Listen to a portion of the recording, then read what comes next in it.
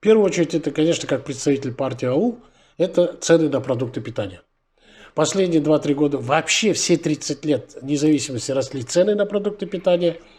И особенно вот последние 2-3 года, вот коронавирус 2020 года, события в Украине стали спусковым крючком, которые подвигнули эти цены. И это тем более позор для нашей страны, для Казахстана, который в свое время славился как поставщик продовольственных товаров на единый рынок огромного союза, да и не только.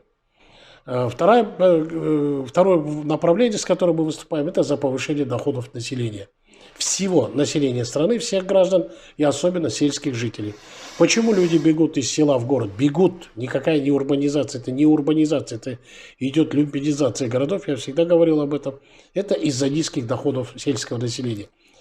На селе средняя заработная плата наемных работников, тех, кто по договору платит налоги, социальное отчисление, вот их-то 500 тысяч человек, на 66% ниже, чем в среднем по экономике страны. Ниже, чем у врачей, ниже, чем у учителей. И в 2022 году даже оказалось ниже самой нижней точки. Это те, кто получал по водоснабжению и канализации. 150 тысяч. В среднем экономика получает 250 тысяч. Третье направление – это комфортное и безопасное жилье. Это в некоторой степени связано с полем деятельности уважаемого Талгата Файзулловича. Но здесь больше мы даже касаемся вопросов жилищно-коммунального хозяйства. Весь правый берег, Саракинский район – это старые дома, хрущевки. Какое состояние в них мы прекрасно знаем. Кардинальной реформе нуждается жилищно-коммунальное хозяйство. Вот за 30 лет, если хоть один раз была реформа в сельском хозяйстве в конце 90-х, 2000-х, то в жилищном коммунальном хозяйстве до сих пор нет внятной государственной политики. Вот за это надо работать. Еще одно направление – это доступное образование и качественное здравоохранение. Это инвестиции в будущее. Мы все прекрасно знаем.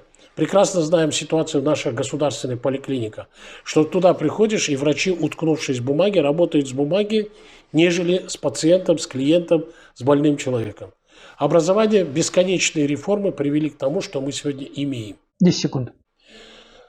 Вопросы культурных традиций народа, вопросы языка, вопросы духа, вопросы сознания и, естественно, вопросы становления страны Казахстана как аграрной державы.